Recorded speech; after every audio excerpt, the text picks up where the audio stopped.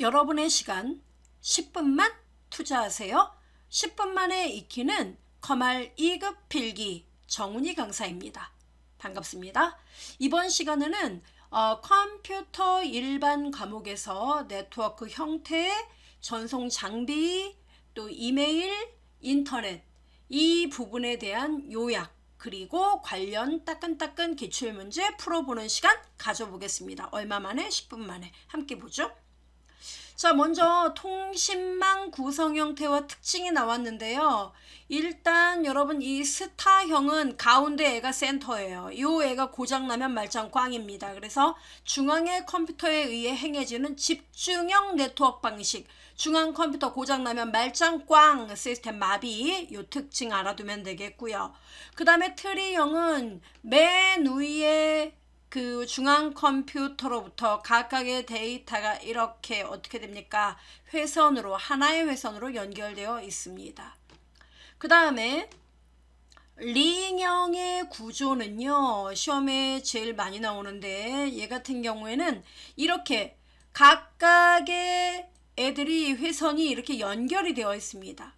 근데 중요한 건 양방향으로 데이터 전송이 가능하다는 장점이 있어요. 그런데 문제는 통신 회선이 예를 들어 여기가 딱 끊어졌습니다. 끊어지면 어떻게 돼요? 데이터가 여기서 여기까지 0.1초 만에 갈 수 있는 거를 회선이 끊어지면 어떻게 돼요? 이렇게 돌아서 가야 되죠. 그래서 통신 회선에 장애가 발생하면 이걸 좀처럼 회복하기가 굉장히 어렵다는 단점이 있습니다. 뭐가? 링형 알아두면 되겠고요. 버스형은 하나의 통신회선에 여러 대 단말기가 접속되는 겁니다. 이 구조는요, 회선에 단말기만 연결을 하면 되기 때문에 단말기의 추가 제거가 쉽습니다. 링은 좀 어렵고요. 그 다음에 망형은 모든 단말기를 통신회선으로 1대1 다 연결시킨 구조를 말합니다. 그래서 통신회선에 장애가 발생을 하더라도 모든 것이 연결되어 있기 때문에 다른 경로를 이용해 데이터 전송이 아주 수월하다는 겁니다. 그래서 기억을 하시면 되겠어요. 특히 링형, 버스형, 스타형 중점적으로 알아두시기 바래요.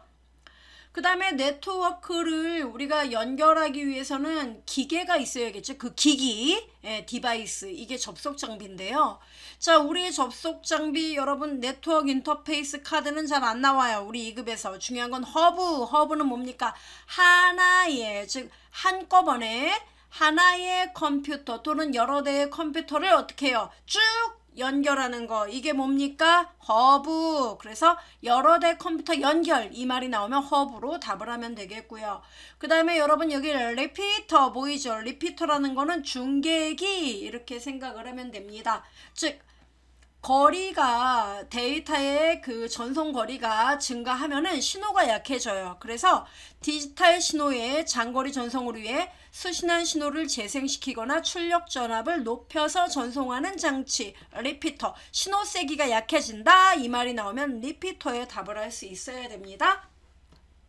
그 다음 브릿지가 나오는데요. 브릿지는 네트워크 분할을 통해 트래픽을 감소시키고 물리적으로 서로 다른 네트워크를 부드럽게 연결할 때 사용합니다. 그 다음에 라우터는 경로, 즉 데이터를 어느 경로를 통해 수신자에게 전송할 것인지 그 경로를 설정하는 거. 그래서 경로라는 말만 나오면 라우터 이렇게 답할 수 있어야 됩니다. 게이트웨이 출입구, 그죠? 그런 뜻이죠. 얘는요, 서로 다른 네트워크, 즉 네트워크의 구조가 이쪽에 새로운 망이 있고 이쪽에 망이 있어요. 그러면 외부의 망이 현재 망으로 접속할 수 있도록 도와주는 접속 장비, 이것이 게이트웨이예요. 그래서 서로 다른 네트워크로부터 데이터를 받아들이는 출입구 역할. 그래서 다른 네트워크로부터 또 다른 네트워크를 연결한다, 이 말이 나오면 게이트웨이에 답을 할 수 있어야 됩니다. 자, OSI 7계층 여러분, 이거는요 각각의 시스템 간의 원활한 네트워크를 위해서 1977년 ISO에서 통신 각각의 통신 계층 간의 연결을 좀 더 단순화시킨 규약, 이것이 바로 뭐다? OSI 7계층, 7개 계층으로 단순화시킨 겁니다. 우리 시험에는요 얘네들 뜻 안 나와요. 1급에서 나오겠지만, 그래서 여러분 2급에선 아무리 어려워도 이 계층 정도만 기억해 두면 돼요. 내일 시험인데 따로 공부를 안 했습니다. 그럼 이거 공부하지 마세요. 다음 거 넘어가요. 그 다음 이메일 여러분 아시죠? 예, 이메일은 뭡니까? 우리 아이디, 그 다음 골뱅이, 그 다음 호스트 이름이죠?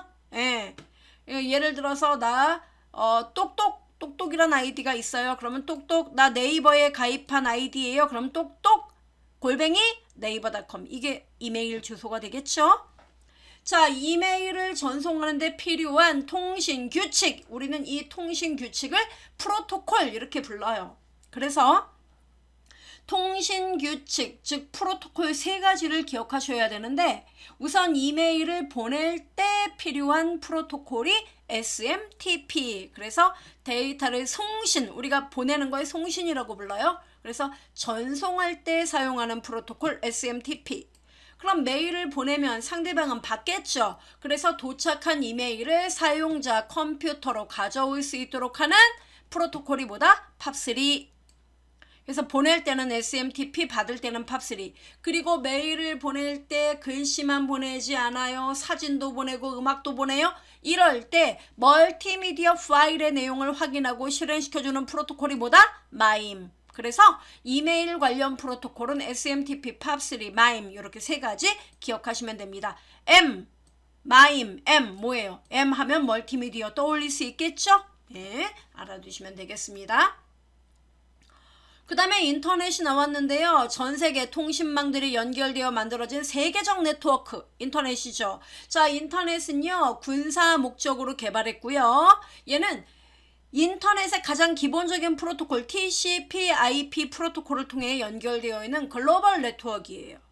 그죠? 우리 미국에서 인터넷 되고 한국에서 되고 아프리카에 있는 사람하고도 연결할 수 있죠. 인터넷이 있기 때문에. 다른 기종 간의 상호 연결을 지원하며 전 세계 어느 누구라도 정보 공유와 교환이 가능하다. 그런데 중요한 건 인터넷은 중앙에 통제 기구가 따로 없어요. 사용권의 제한이 없다 이겁니다. 알아둬야 돼요. 별표. 자, 인터넷 하려면은 여러분 각각의 고유 주소가 있어야 되는데 우리는 이것을 IP 이렇게 불러요. 근데 이 IP 주소가 인터넷 사용자가 점점점 늘어나고 그러다 보니까 이 IP 주소는 중복되지 않아요. 고유한 주소인데 이게 포화 상태가 돼서 IP 주소 부족한 문제를 해결하고 보다 견고한 IP 주소를 만들자 해서 만든 것이 바로 IPv6예요. 예.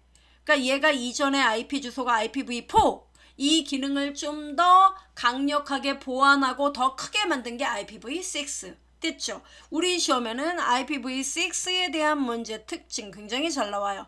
먼저 IPv4 우리가 기존에 쓰고 있는 IP 주소는 8비트씩 네 부분 총 32비트로 구성되어 있습니다. 그리고 네트워크의 그 길이에 따라 A등급의 클래스부터 2등급까지 이렇게 A에서 E 클래스까지 5단계로 구성되어 있는데 반해서 IPv6는 이런 개념이 없어요. 얘는 현재 포화 상태에 있는 IPv4를 대체하기 위한 몇 비트? 128비트로 구성된 차세대 주소 체계입니다. 얘 여러분 헷갈려요. 자, 얘 128비트는요 16비트씩 몇 개? 8부분 됐죠? 18비트씩 8부분 총 몇 비트? 128비트 잊지 마세요. 얘는 10진수가 아니라 4자리의 16진수를 뭘로? 콜론으로 4자리 16진수 콜론 그리고 0이 연달아 나오면 이것을 생략할 수가 있다. 됐죠? 그 다음에 얘는 인증성, 기밀성, 데이터 무결성의 지원으로 보안 문제가 더 철저하게 보장됩니다. 그리고 IPv4에 비해서 자료 전송 속도가 빠르고 호환성을 제공합니다. 실시간 흐름 제어로 향상된 멀티미디어 기능을 지원합니다. 그리고 얘는 주소의 낭비 요인을 줄이고 간단하게 주소를 결정할 수 있습니다. 그리고 좀 더 어려우면 IPv6의 주소 결정 방식은 3가지 Uni, Multi, Any 됐죠 여러분? 이렇게 알아두면 돼요. 자, 그 다음에 도메인 네임, 숫자로 된 IP 주소 외우기 어려워요. 그래서 사람이 이해하기 쉬운 구글닷컴, 네이버닷컴 이런 문자 형태로 표현한 거, 이걸 우리는 뭐라고 부른다? 도메인. 그래서 이 도메인 길이는 최소 2자에서 최대 63자까지 가능하고요. 주로 호스트 컴퓨터 이름을 먼저 쓰고 그 다음 소속기관 이름을 쓰고 소속기관의 종류, 회사냐 학교냐 연구기관이냐 그리고 소속 국가명 이렇게 쓴다는 거죠. 옛날엔 시험에 어마무시하게 나왔지만 요새는 이런 거 안 나와요. 왜? 다 아니까. 그 다음에 URL, 이 문제는 1, 2급 공통으로 잘 나와요. URL은 Uniform Resource Locator의 약어로 뜻은 인터넷에서 정보의 위치를 알려주는 뭐다? 표준 주소 체계를 말합니다. 누가? URL이.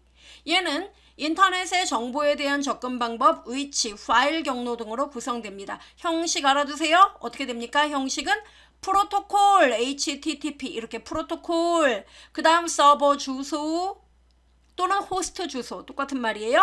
그리고 포트 번호 있으면 쓰고 없으면 생략도 된다는 뜻입니다. 그 다음 슬래시 파일 경로도 없으면 안 써도 됩니다. 있으면 쓰고요. 자, 그 다음에 여러분 FTP는 파일을 보내고 받기 위한 프로토콜입니다. 얘도 역시 호스트 주소 그리고 각각의 파일 경로. 그 다음에 먼 거리에 떨어져 있는 곳을 접속하는 거 바로 텔넷이라고 불러요. 텔넷하고 호스트 주소. 그 다음에 이메일을 보낼 때는 메일 투 하고 각각 그 받는 사람에 대한 주소 이렇게 써주면 된다는 얘기입니다.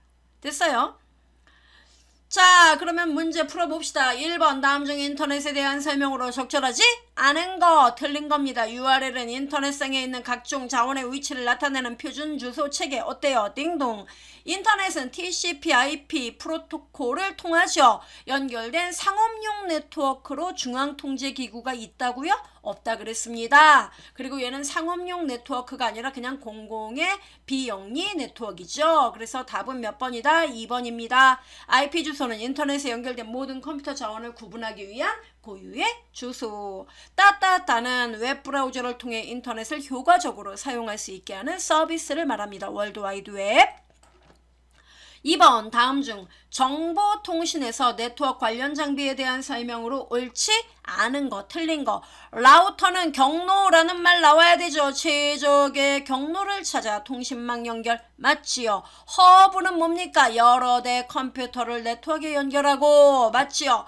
브릿지는 뭐라 그랬습니까? 그렇죠. 각각의 네트워크를 부드럽게 물리적으로 연결할 때 사용하는 거죠. 네트워크를 구성할 때 디지털 신호를 아날로그로 변환하여 전송하고 다시 수신된 신호를 원래대로 변환한다. 이건 모뎀에 대한 설명입니다.